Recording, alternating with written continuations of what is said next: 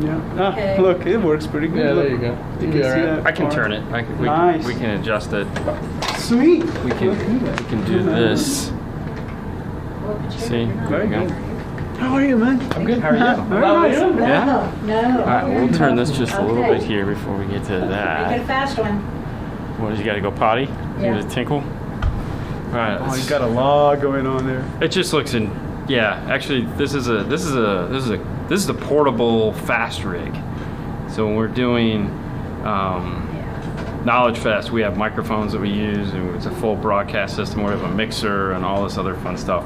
Let me explain to you what you're going to look at. Try not to get too caught up on it. So like right here, hey guys, what's going on?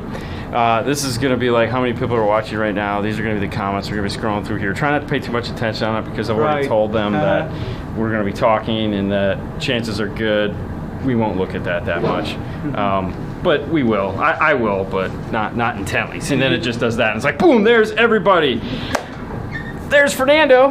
What's up, guys? Hey, everyone. I thought Fernando would be here. You are Fernando. You're here. Yeah, but that would be hilarious to have two, you know. It would be awesome. Well, next time he'll come and he'll just play the role of me. And he can be Dean, and then we'll do that. And then I won't even have to worry about it. Cool. So hopefully everything sounds good, and we have sound and all that. But well, must, because they're not complaining yet that they can't hear me. So our special guest today is Fernando. How do you say your last name? Pires. Yeah, that. Pires. Well, that's how you should say that in Brazil. Pires. All right. So our special guest today is Fernando, as I label it, the father of the kicker key. Okay, that was your baby. Yes, that's my baby. But before we dive into that, let's talk about you for a little bit. And so we're here in Stillwater, Oklahoma. This is the lab. Your bench is over there. Yeah. This was the. We don't show it because it's the messy one. Yeah. And there's stuff that we probably want. What's going on, John? Loud and clear in the house. Where are you from originally? Brazil, São Paulo. So when you were like applying for this job, you did it very uniquely. Right, that was hilarious, man. So obviously you're not flying up from São Paulo to Stillwater, Oklahoma, and to the one terminal airport that they have to do an interview. So how did you do your interview? Man, it was very weird. I was looking for a job basically, and I don't have much to put on the paper, Rafa's in Brazil. Nice. Okay, keep going. If I write like a normal curriculum, it'll have like 2 lines. Yeah. So, but I knew a lot of things, I for whatever weird reason was making car amplifiers in Brazil, even though that was like not even paying the bills. I'm like, it was fun to do. It was fun. It was cool. To be honest, I think anybody in car audio doesn't do it to pay the bills. Right. We just do it because there's something wrong with us. Yeah, it's like, for sure. This seems fun. All right, so well, I was honestly intimidated to write a curriculum, so I thought, why not make a video? And then I made a video, idea. This is the stuff I've done, photos and stuff like that, and also myself using PCB maker programs like Altium, CADSoft Eagle, and such. Like I got all that. I'm like, no. All the tech show that stuff that's on the screen over there. You're showing how you knew how to use that. Right. So instead of writing, I know this, I can do that, I have this diploma, whatever, I just showed myself doing it, and I think I called the front desk and I said, I want to speak with somebody from R&D. Okay. And the lady was very nice, and she gave me the email of Bob, which is the head of R&D. Okay. The entire R&D, and then he gave me the email of my current supervisor, Joe. Right, and they both saw. I sent the video to them, and so they saw the video, and then conversation started, and they flew me in. I think we were talking on a Thursday, and then they flew me in on a Sunday. It was like that. Wow, you made that good of an impression. I didn't realize, honestly. I was like, did I even get this job when I, after 4 days here, I was still like, I went back to Brazil. I'm like, am I coming back ever? It was seriously, Well, I mean, to be fair, that's the other part of this industry that is scary right now is that there isn't a lot of, the pool is shrinking to draw from. Like, I'm obviously an installer installers are hard to come by. Engineers that want to build car audio are just as hard to come by. Right. So I mean, you got somebody like yourself that's like, I want this job. Here's a video of me doing it, and it's like, oh hey, he's hitting all the check marks. Let's bring him in. And it was very much like that, Yeah, that is phenomenal. The video was the only way I could effectively communicate what I do without being extremely boring. Yeah. Because otherwise I would have I actually did that once, a PDF document with photos and stuff, and never end up anywhere. Yeah. Because people don't scroll through things, but the video scrolls for them, so it really worked, and thank God, because I was in trouble.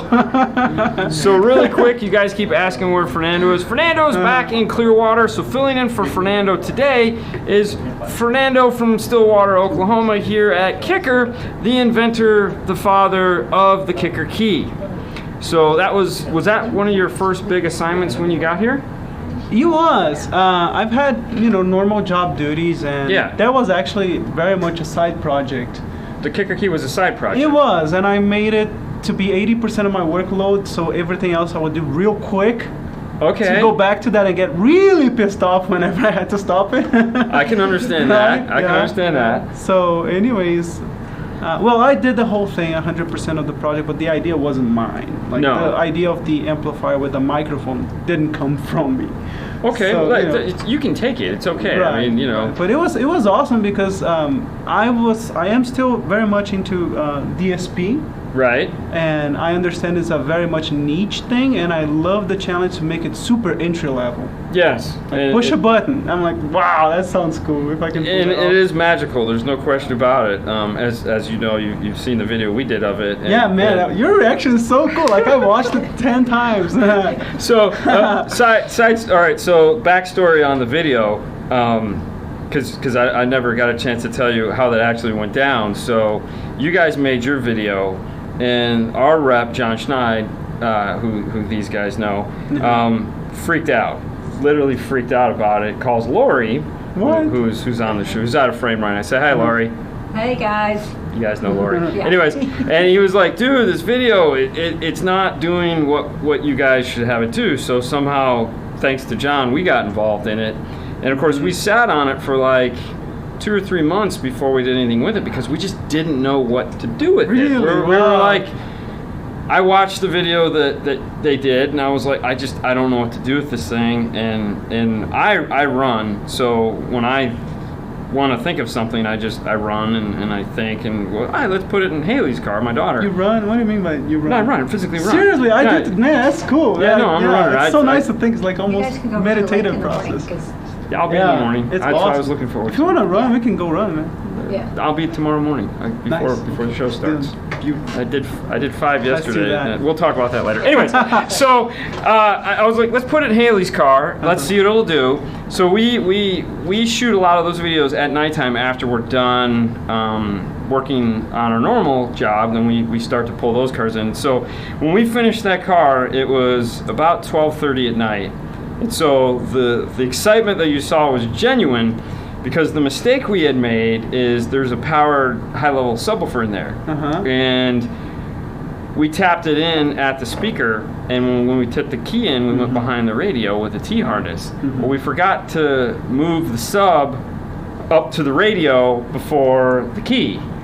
So we were running the key signal into the subwoofer, and we're sitting there going, what the heck is going on?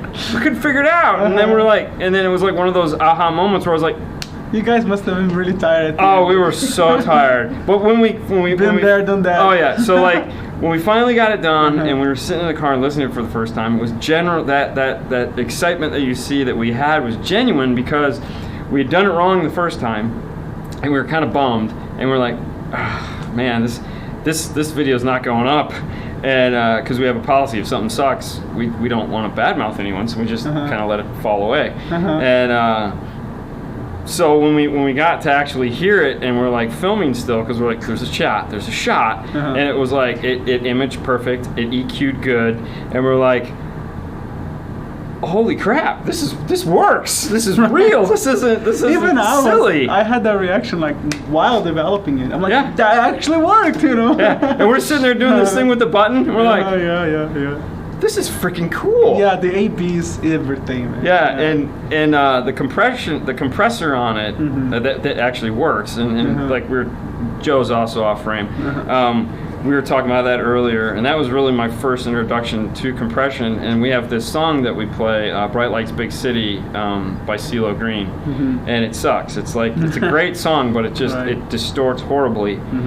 And the compressor fixed that, and we're just sitting there amazed that this song sounded good, and we're like, God dang. All right, so that's my geek out moment for you. Awesome. To make you feel good that yes, it's an amazing product.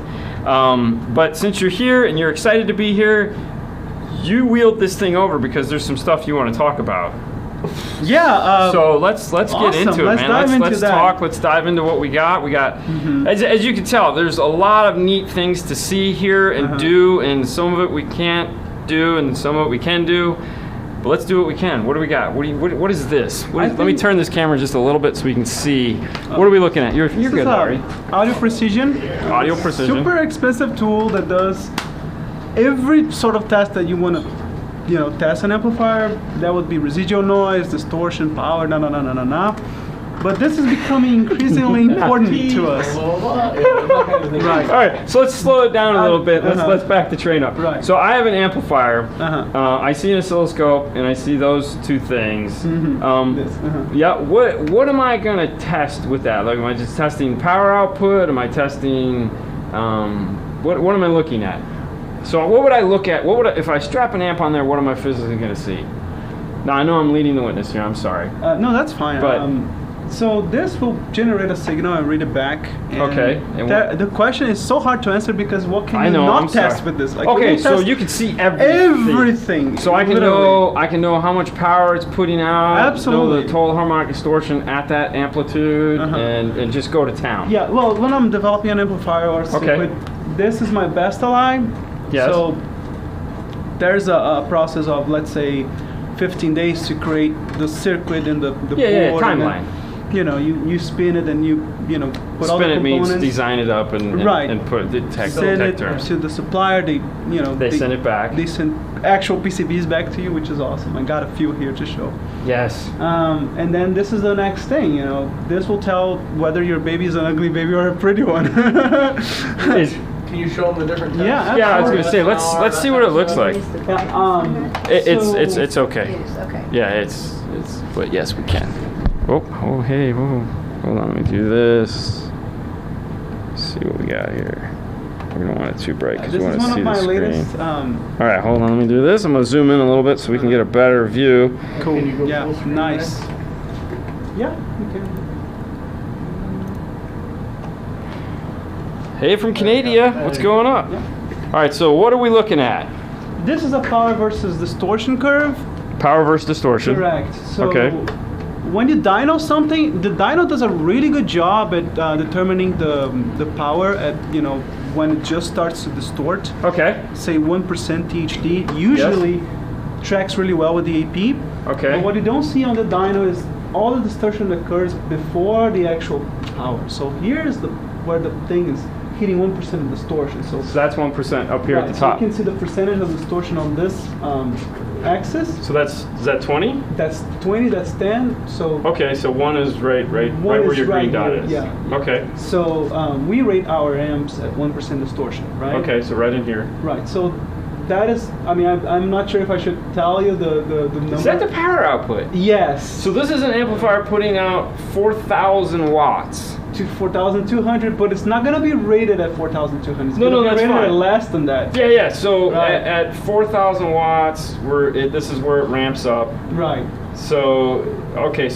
wow. All right, so at 2,000 watts, it's inaudible. There's almost no distortion. That's the point I was getting at, because we are increasing our in-house designs. Cow. Okay, go ahead. We're increasing our in-house designs for many reasons. First off, I think we have all the resources to do everything in-house. Yeah. But the beautiful thing about this particular design and what we are doing in-house and the tool itself is that you can see everything that is happening before. Yeah. Because you're realistically using this power, right? I was gonna say, so this would be like the cleanest 500 watt amp ever. Beautiful, right? No, look, you're making 2,000 watts at less than 0.02% distortion. Here's your 3,000 watt mark at 0.025. It is insane. This is like an audiophile subwoofer amplifier. That's crazy. I know, and the smoothness. Can we show what something like this looks like? So talk about a little about the difference of what a good amplifier curve looks like versus how you see in humps and others and early angles. I don't know if we have any pictures of something like that. Yeah, I can look it up, but basically... Yes, we're at the Kicker headquarters right now. This is my co-host today, Fernando. And we're looking at an AP machine, and this is an amplifier output. So let's keep going here. What's up, Anthony? This is an in-house design. So this is one of your babies. Or that's one of the group activities. Group activity. So it's a group activity. Yeah, it's a group effort. Okay. Do we have? Can we show what something like that would look like? No. Okay, we can't show it. So stop asking. You mean a board? A PCB is alright, right? Show you got a blank one? Yeah. Oh yeah. Okay. So we said PCB. All right. Right. I think that is what's gonna set us apart. So when we say the word PCB, this is what we're talking about. So these are the cool things that all the parts are going to be soldered to, and then you have this. Is this a double or triple or quadruple? Layer? It's a double? Yeah. That's a 4-layer. There's a 4-layer. Holy cow. All right. I like the cool purple. I'm not gonna lie. Right. I love it, man. Purple's awesome. It's nice. Yeah. Green's boring. Let's do purple. It's gotta be pretty, right? Yeah. All right. So these would be PCBs. Okay. Correct. So this tells the whole story, because if there's like bumps and stuff, even being well below any audible, right? And frankly, for a subwoofer, man, anything below 1% you will never gonna hear. Because of the whole motor structure of it, it's just trying to move that weight. Correct. Yeah. But it tells us engineers the health of our amplifier and the quality of the design. Right. So if there are like a bunch of bumps and stuff, it means it's probably not very stable. No. And so what would the final power out? Looking at this graph, what would the final power output be 10%? Of this? You mean up here? No, I mean if you package this in, like if you're like, I like this, so would you just call this a 3,000 watt amp, or would you just try to keep going on the design to where you could get this lower? This is the mark. Right. It makes 4,200. What we would call it on a packaging would depend on what our product goal is, but normally we like to keep quite a bit of headroom. Right. So it would be much underneath what you see it there at. So like 2,000 with a 4,000 peak kind of deal? Like no, this isn't peak. This is RMS. Yeah, this is RMS. That's RMS. This thing is actually pumping almost. It pumps, I think, 5,500 dynamic. Yeah, this is RMS power. This is purely fake, by the way. This amplifier does not exist anywhere. So you would see this like be a 3,500 Nobody's watt seeing amp or this, something okay? like that. Yeah. This was a design we were gonna make. Yeah. Right. We're on thin ice on this one, by the way, guys. Yeah, I mean, it's seriously, we're that's what's that? All right, you got another picture we can look at? Yeah, absolutely. All right, let's keep going. We're breaking up. So, we're breaking We have our police over here in the background, policing everything that we can and can't say. Okay, let's look at these. Are like so that's an example of a bad one. Right, that's perfect. It's not a bad one, but it's not as clean as the other one. There's something going on like this. All right, let me zoom back in. Hang on. All right. It's not quite alarming.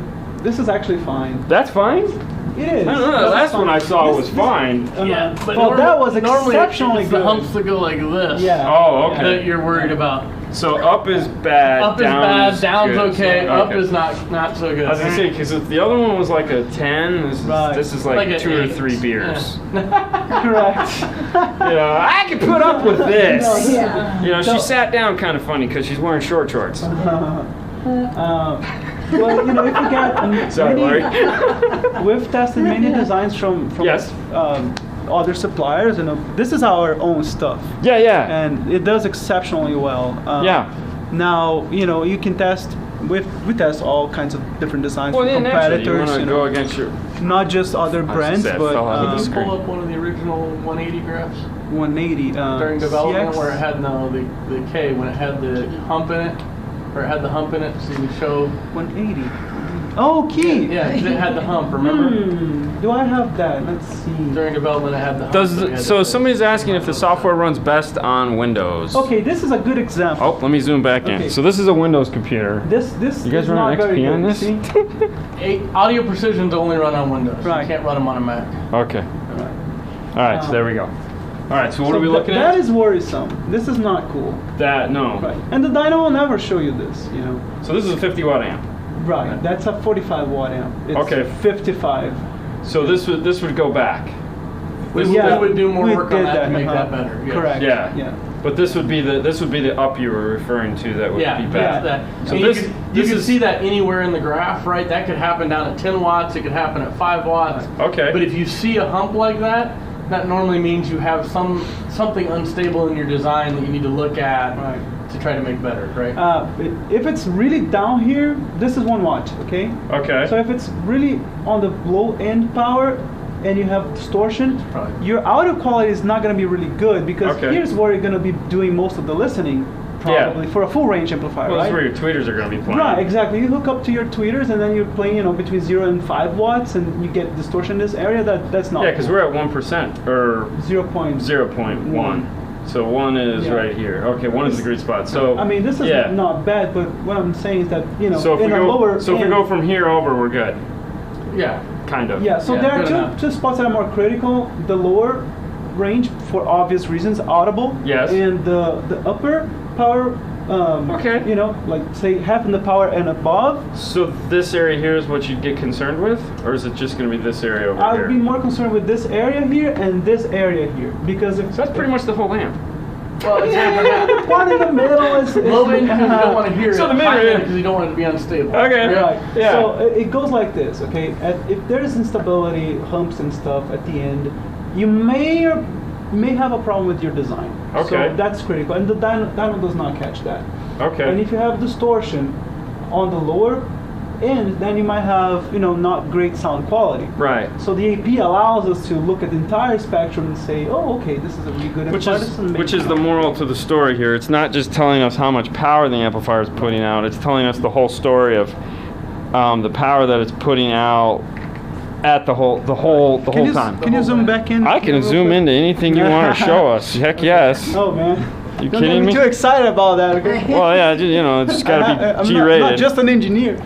What? Okay. Question, real quick. What does unstable mean? I'm gonna darken it down. What do you mean when you're saying unstable, referring to? Okay. There's actually a good story behind that. Okay, cool. We'll come back to that unstable thing. See all this stuff? These are tests. So crosstalk. I'm looking here. Crosstalk, compression, frequency response, obviously, phase reversal, power versus HD, CMR, common mode noise rejection. What was CMR? Common mode noise rejection.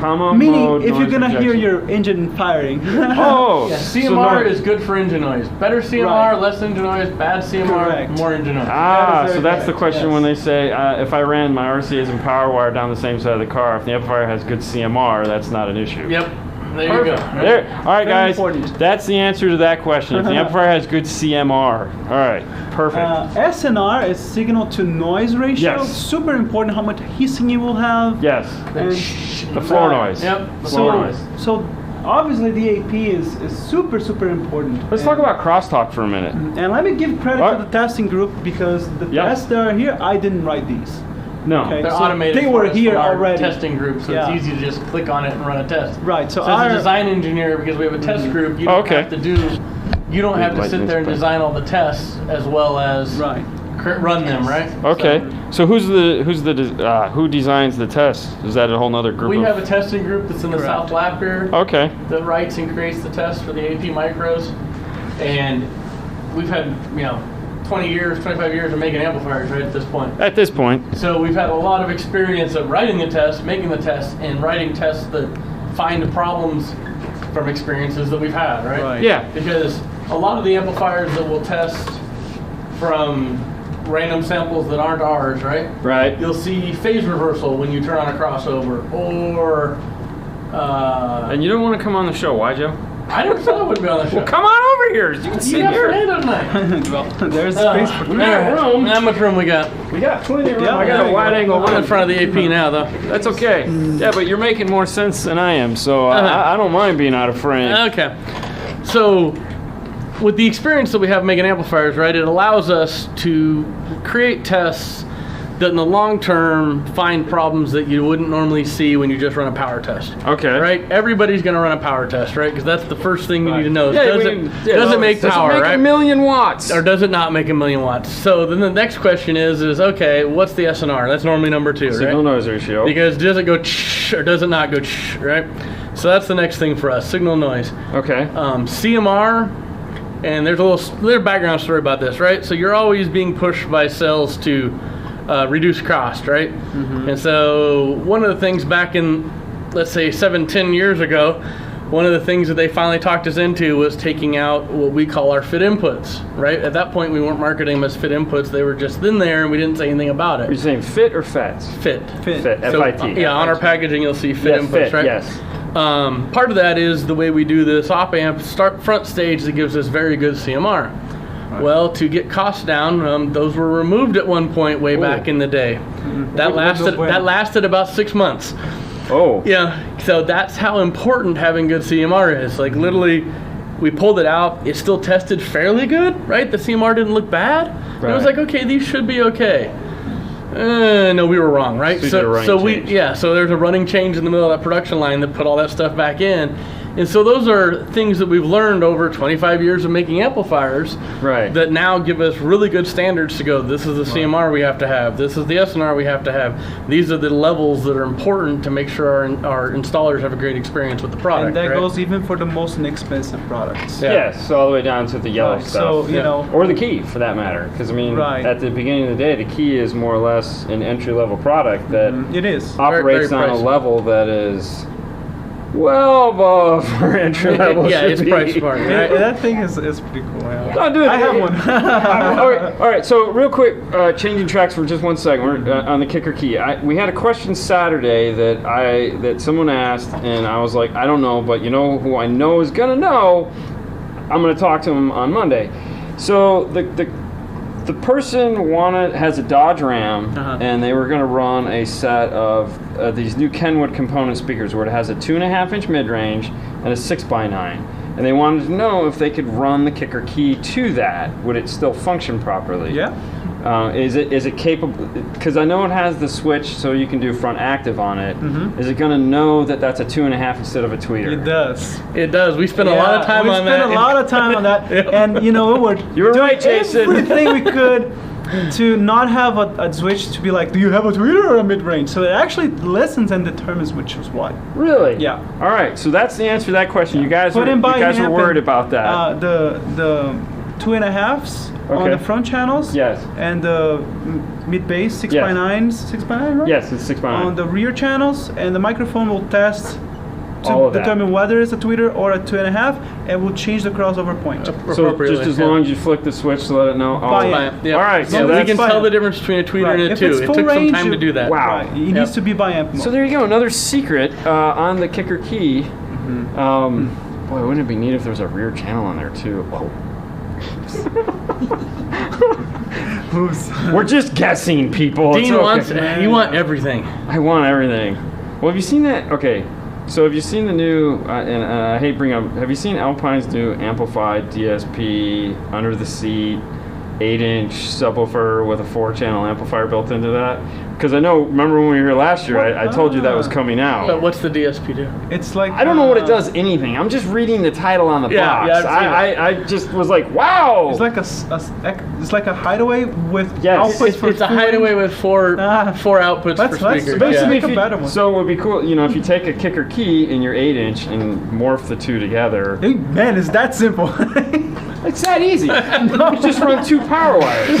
I have 5 amps on my, You run 2, literally, epoxy it to the side, you run 2 power wires. Well, have you seen it? It kind of is an amplifier like mounted. Yeah, that's what I'm saying. You just glue the 2 together. Just duct tape it, man. Just duct tape it together and call it a day. I got some cool plastic staples. We can just melt them into the side of the enclosure and go to town there. There, I think I'm gonna have to bring a comment up from our friend Jeff that we bring best class options. Okay, yeah.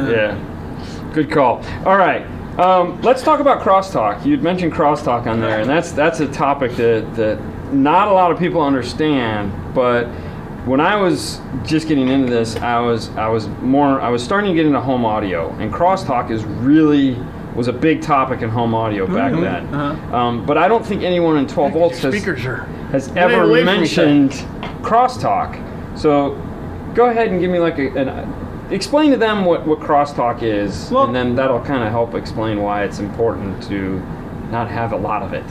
Well, yeah, crosstalk is basically how much leaks of the sound from left channel to right channel and vice versa. Okay. So the more crosstalk you have, the more you lose your stereo image. Right. And obviously, if you sum both, you got a mono. So could also be called channel separation in some cases. You'll see it that way. I don't remember what the limits are right now, but I think most of our stuff is like 70 dBs at least apart, which you will never hear. It's definitely not an issue, at least not on our stuff. And why that becomes important is when you're doing something like a kicker key with time alignment. Oh yeah. And where you have EQ left, you have EQ right. If the left is playing into the right and the right is playing into the left. And that made such a difference because the first, while I was developing the algorithm, the first iteration was EQ everything. Okay. And I was pretty cool with that. Yeah, job done. Yeah. But then actually Joe said, hey, try to EQ them separately and then merge them. Yes. And the image was fine, but after doing that, because it EQs each speaker separately and merging them, the what you guys call, I think, is image steering. Yes. Went away. It was locked in the center way better. Yeah. So, I think that goes hand in hand with the crosstalk conversation. So each EQ plays completely separate EQs. Anytime you have DSP, crosstalk and channel separation become huge. Big time. Right. Even if you don't, for even left and right fade or stereo image, it's a big deal. And that's one of the things phase reversal comes into. Okay. If you get phase reversal at high output or at the crossover frequency, it makes it hard to get center image. So would that be like an accidental? That sounds like an accidental all-pass filter almost. Not exactly. It's not at a frequency, right? Yeah. It's why in general, like in DSP amplifiers, you want to use a 24 dB link where it's rather crossover, right? Because if you're doing 2 and you send them 1 octave apart, they merge perfectly and there's no phase inversion, right? That's what the key uses. That's what the key uses. 24 dB. 24 dB link with Riley. It has to be linked with because otherwise you don't want to add more variables to the equation as phase. You don't want to make it more of a headache. All right, so let's talk about the key one more time because you were saying something there that I wanted to ask about. So it's 4 channels of equalization, and then you bring them together. So it's 1, 2, 3, 4, and then so this EQs itself, that EQs itself, and then you bring them all together, and then you do like a global EQ on top of that. No, that's you EQ them separately, and they stay that way. And they stay that way. Right. Okay. That was what I wanted to find out if there was like because when you EQ them separately, you set a level and an EQ for each channel, right? And then you have everything perfect. You put them back together, everything merges at the same level and at the same gain. And this is for the full range setup, which is normally 95% of the time used. Right? And the biamp mode is a little different though. First, we put the crossover between the tweeter or the mid-range speaker on the dash with the mid-bass. Right. And then once those two are complementing each other, then we EQ that because they will interact with each other. You will have a crossover, might have a crossover bump or a dip. So once you EQ them, then you get rid of other problems that the merge could have caused. Oh, okay. Right? All right, that makes sense. Yeah. The whole thing is actually the biamp algorithm is completely different from the full range algorithm. Yeah, it would have to be. And that was you wrote that. Yes. Yeah. I'm just okay. Yeah, the source code's a little confusing if you go read through it. Oh man, I got such a hard time. No, there's a lot there. Like as you start digging through it, there's a lot of things going on. I was having flow, man. I was just typing, and experimenting and having a great time. When the guys here saw my source code, I got a lot of heat. You go, wow, 4,000 lines in a single file. Oh, no, you're nuts. I'm like, no, but it works. It doesn't have bugs, man. It's cool. So, all right. So, what did you? All right. So, designing an amplifier is one thing, but designing the code for the DSP is a totally different thing. It is. So, what did you go to school for?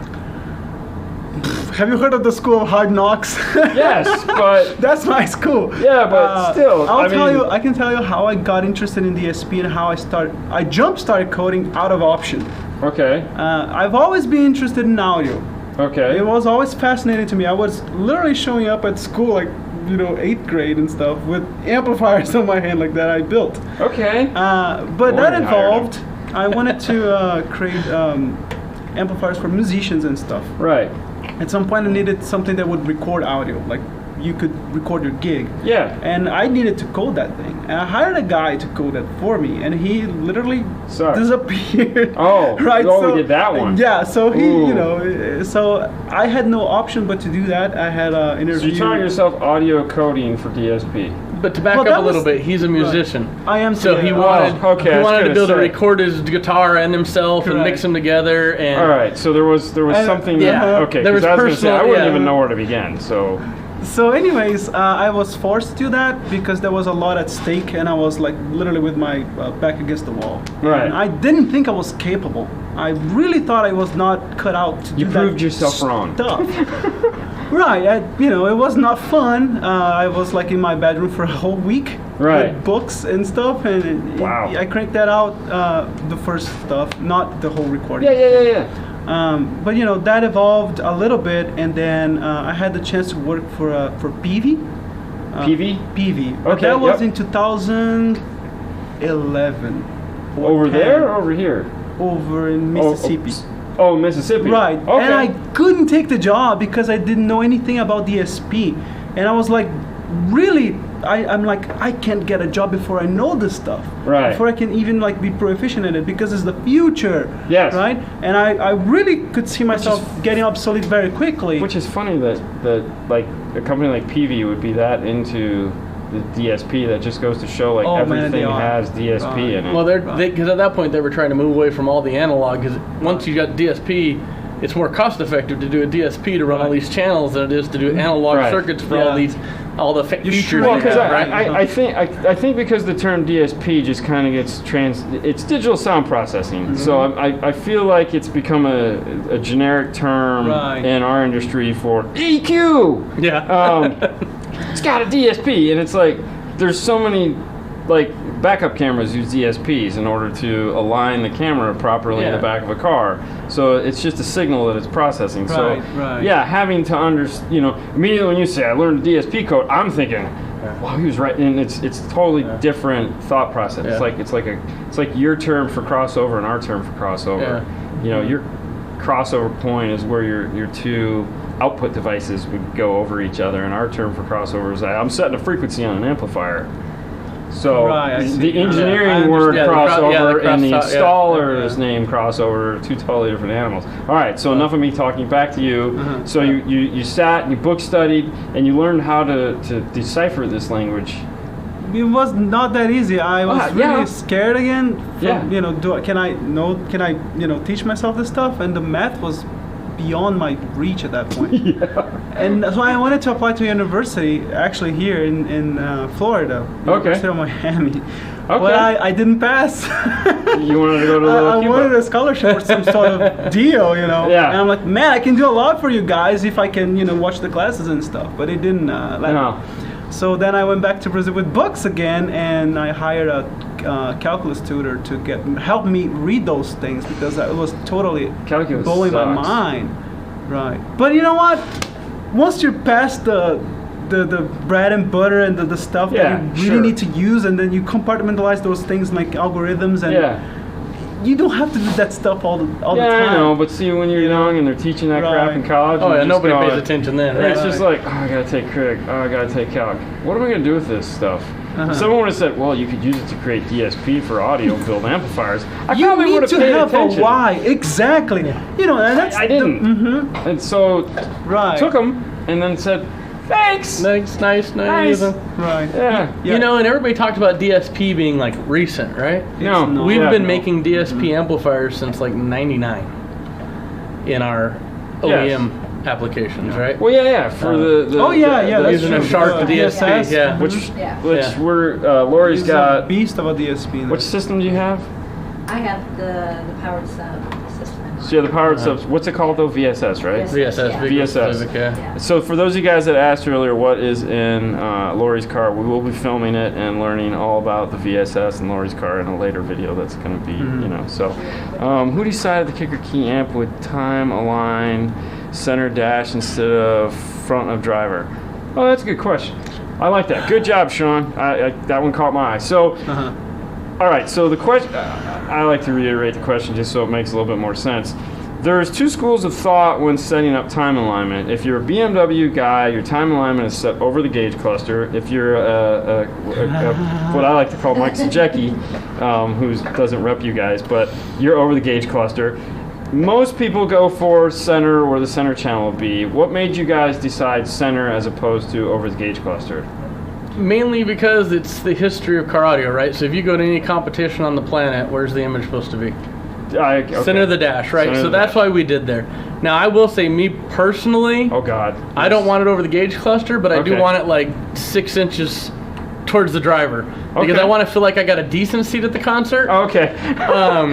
But so you're not sitting off stage. Yeah, so you're not sitting off stage. You're not doing this with your neck. Yeah. Oh, that's cool. That's how I saw Kiss. But in general, in this building, everybody came from the old school of center of competition, right? Yep. Center of dash. And the advantage to that is you do get a wider left to right stereo. Yeah. Because getting your left to get very far away from you, sitting on the left already, is hard to do. Yes. So the more you move that image to the less left you get in your left and right stereo, right? So if it's in front of the cluster, you get from here to here, that's your left image, and then you get from here 48 inches that way or 38 inches that way for your right image. And so center is where we have it at this point. Could that be changed? Yes. Could there be other features added? Yes. At that price point, baby steps. Yeah, at that point, you know, it's a baby steps, right? So we released it as it is. When we do an update, we'll see what features we want to add. Of course, everybody has their opinions. Yeah, like I'm sure this guy has his opinion. Phone app with buttons you can press, but then it's not what it is anymore. You've taken away the magic of the product. So the magic of the kicker key is that you put it in, you put the microphone in like the dumbest spot ever. You hit the button, you get out of the car, you wait for it to play the happy tone. And it plays Excite Bike tones. Huh? It plays Excite Bike. You remember Excite Bike on the old Nintendo? Yeah, the start of Excite Bike is what it plays. I thought it sounded familiar. Was that your idea? Was it his idea? I think it was his.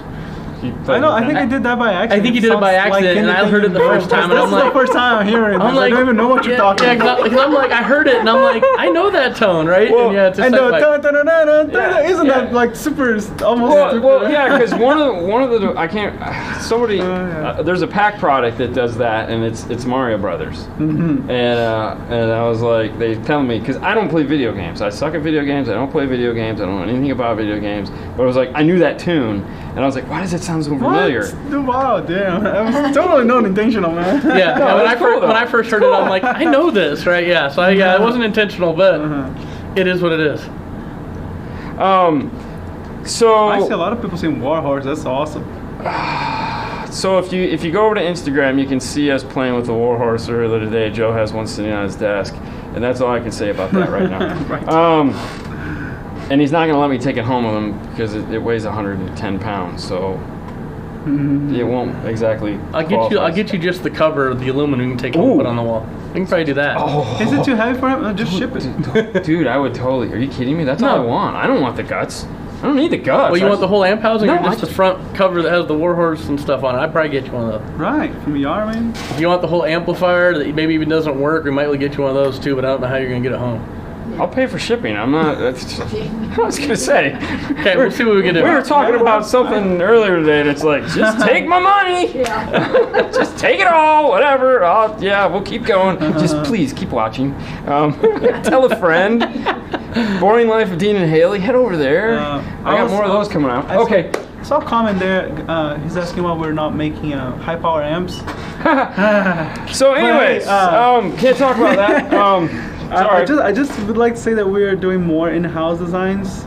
Well, if you go back to the beginning of the show, when we were talking about looking at a 4,000 watt amp, that's an in-house design of a 4,000 watt amp. Safe to say, I can say that without getting in trouble. You already did. So I'm just waiting to see if there's some, like Ninja Bart's gonna come out of the ceiling and like, you know. But if what I'm saying is that if you were to design something like, it's not like you're oblivious to like the rest of the industry. So we're not oblivious to the big amplifiers and the big massive subs. No, not at all.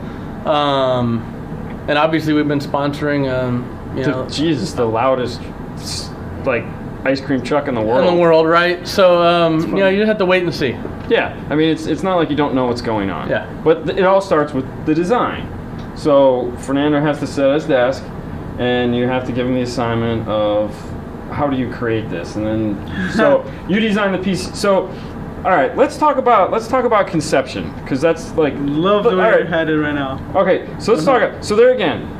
Let's say we wanted to make a 4,000 watt amp. Where do we start in conception of that? Dude, I love that you asked that question. Okay, well, you could have asked it. First, you need to ask the question, right? Like, can we do this? Yes, okay, so can we do this? And then we all freak out for a little bit, and then we start testing stuff. Now, why would you freak out, though? Because they're going to let you play in that sandbox? What? Would you freak out because you're like, I've always wanted to do this, and they're letting me going to play in that sandbox? Or is it just like no, it's the like, pressure of the higher power you go, the higher power you go, like, when it blows up, it blows up. Yeah. Right? So you're drawing like 500, 600 amps from a power supply. Yeah. That is brutal, man. Oh, yeah. Right? Yeah. So it's exciting. I particularly found that the days I was dealing with the super high power didn't need any coffee. Pins and needles, huh? Yeah. Okay. Like pure adrenaline rush. So what? All right. So let's. What we do? Yes. Our approach now. We've been getting better at our approach to designing things. Okay. Like we'd like to start with something that really works and like and be really efficient with the time. Okay. So we created a process. I cannot talk much about that. No, that's fine. We created a talk around all kinds of things. We created a process to basically hash out what doesn't work. Okay. And then come up with a few select approaches of what does work. Right. And then see what's the cost versus benefit. Now, is this still conceptual design on the computer, or have we made a hard good yet? Well, the computer, you can do a lot in the computer, that's for sure. Right. But hey, a lot comes down to populating a board, putting the MOSFETs there, and see what works, what doesn't work, what turns into smoke, what turns into power. It blows up. We have a process that allows us to do that in the real world faster than before. Right. Okay. So we're able to get through the what doesn't work and what does work without building 20 or 30 PCBs. Correct. So it allows us to... Right. And that's in-house. Yeah, and it allows us to test much quicker and go, okay, this is what we want, this is not what we want. We can mock an amplifier. And if we ever made 20 or 30 PCBs, I'd be unhappy manager. But in general, you end up making... So we have stages, right? So you have research stage, EV stage... Oh, here we're going to the acronyms again. Yeah, so EV is like engineering validation, right? You're designing it and trying to break it and figure out what works. Now, is there a physical product at this point? Yes. All right. So EV, you get a physical product, right? You might not have tooling, you might not have the right heat sink, but you got physical product. You got a physical something. Yeah. DV stage, design verification. You have heat sink, you have mechanicals. You've hashed out the design already mostly. Right. And it looks like a real product. So now we're blowing it up.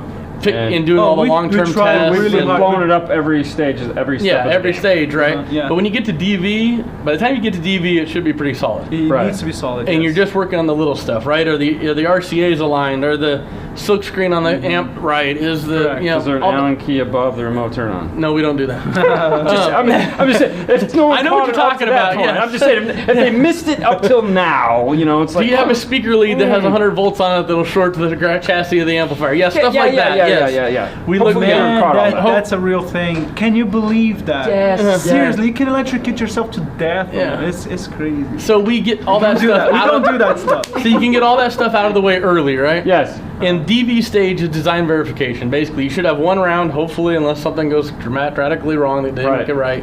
And then you go into PV, product validation, which is production validation, right? So we're ready to produce.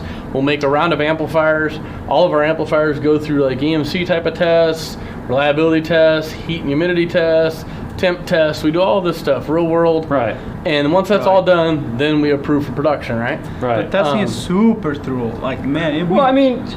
We test. We've talked about it before. You guys have like a 2-year conception to production on some window things. on a lot of things. It depends. Most of our stuff's a year, but there are some products that are unique, right? Yeah. That have 2-year windows. Yes. Yeah. Most of the stuff's a year now because we have found a rapid prototyping way to shrink down time. What we try to do is revamp every 2 years. So it's like every 2 years we try to come up with a newer version of that thing. So that's the 2-year process. So the product life cycle process is quick, right? Yeah. So yeah, it can be painful sometimes. Oh man, it is. Yeah. But we're constantly improving because of it. The 2-year life cycle is good though, because it gives you the ability to go back and you're not committed to like this design for 5 years. In most cases, no. Yeah, we have 2 or 3 years on most product lines, and it allows us to, in the first 6 months, get the product perfect, right? Any production issues you have, you cycle out and move on, and you have a couple years of really good, solid product, and then you start the next line, right? And every engineering cycle has 20 to 50 products in it that you're working on every time electrically. It's a big thing. It's a big thing. It doesn't look so big when you go to CS and you see one line of amplifiers and maybe a couple head units or maybe this but or it that. is, though. But yeah, when you add all the projects together along with our OEM projects, there's a lot going on all the time here. Well, not only that, but when you're finishing one, you're in development for another. Yeah. So it's not like yay, we're done. Let's go start on the next project. Don't stop. It's every product is further along in development. Yeah. So it's like we're here on this series and we're here on that series. We're testing these and those are over here and hopefully I get all that. That's crazy. So we got a couple more minutes. Is there anything that you'd like to talk about that we may have missed? Anything that's just like, I wanted to mention this before I go. Dude, I love your show. I watched it a few times. You don't have to pat me on the back. No, seriously. I was so happy when, Laurie told me like this would... Well, yeah. That's super cool, man. I love it. That's super nice. No, and trust me, it's... I like doing these. I mean, Fernando and I if you need help at your shop sometime, Dude, come to Florida with her. Seriously, when I get the car, be like October, November. I'll take to your shop for install. Full install. Oh, you just want us to put it in? All right. Oh man, no, yeah, absolutely. Like whatever you want to do it. You want a cool piece of plastic with a big kicker amp and all the pretty wiring and yeah. The wiring is pretty. It's because it's awesome. I mean, I love your look at my wiring like your Super I saw like how detailed you guys are. Our wiring, the concept, the idea for the wiring is the circuit board of the amplifier. Okay, so that's where that comes from. That's the secret. Symmetry and make it pretty, right? I totally agree. Yeah, because I've always been fascinated with with this. Yeah, me too. How these all come together and turn where they need to turn. It's like a puzzle that there's no particular way of solving it. Just as long as you solve it well. Yeah. So this is the PCB has always been the idea of when I'm wiring up an amplifier. This is what I'm going for, and my wiring is just an extension of what you're going to see. So like if you had an amplifier with a clear top on it, exactly. This is my favorite. It's black and white. Black and white's cool. It's cool, right? It's very cool. But if you had the top off and you had the wiring coming out, well, it looks like that inside. It should look like that coming out. So it makes sense. There's not a bunch of jumper wires in the amp or things jumping around. Remember the jumper wires? Remember the 8 games? They still exist. I know. You know, I don't know why they still exist, but they still it's exist. cheaper. You asked me if Yes. I'd like to say Please. one more thing. Yes. I was genuinely surprised when I started to work here and started to know a little more about the work ethics of the company. Yes. Guys, I think we're at least one of the best as far as like the humanitarian efforts, charity work and stuff like that. And honestly, I feel great about that. Yeah. And I think that extends to every customer that buys a Kicker product. Because truly we help a lot of people. Well, Steve sets Steve a is a pretty good guy, high yeah. bar He sets a for, high bar. for everyone here. Exactly. And you know, the thing that I'm always when I come out here, now we're gonna have that touch by Kicker moment, is how long everyone has worked here and how hard they work to keep people working here. So if someone gets bored or tired where they're at, there's plenty of places for them to go if they still want to work here. You know, if they're you know, there's no reason to not be part of the family. You know, there's new stuff to do and there's new places to go and there's, you know, like the younger guy that was in here earlier that just, you know, has only been here Colin? a year. Yeah. Yeah. Colin's You know, great, man. I love yeah, that guy. and he's like, I was in the install bay for years. Yeah, Now I'm, super cool. you know, and it's like, got this has great got to be energy.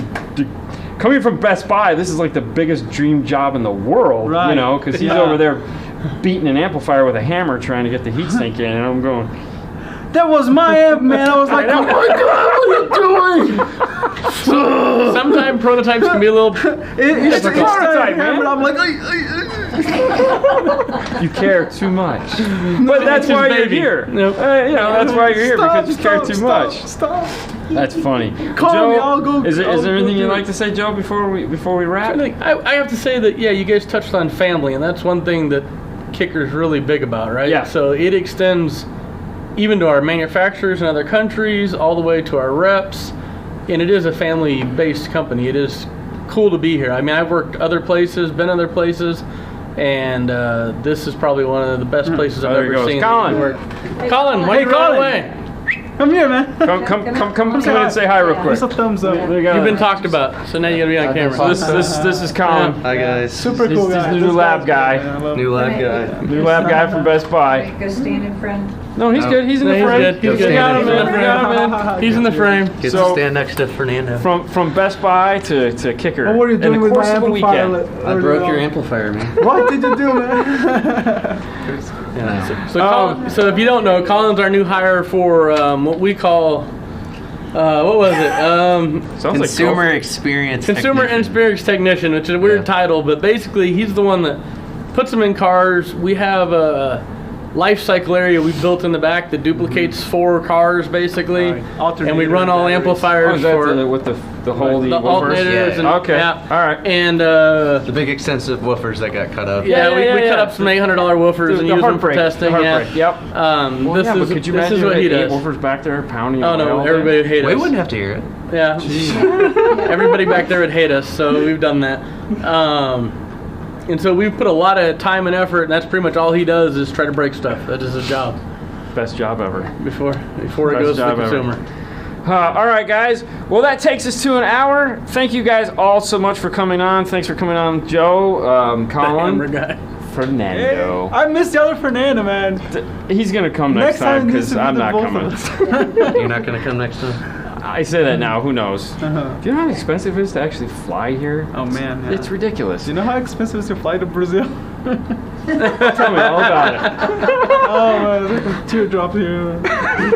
All right, guys. Well, thank you so much for tuning in tonight. This was a different one because we're here on YouTube instead of on Facebook where this normally would be. Thanks for joining us on this adventure. We are at Kicker. We're going to be here till Thursday. Well, actually, we're going to be here till Wednesday. Make sure to head over to the Instagram channel, 5-Star Car Stereo, so that you can check out what's going on.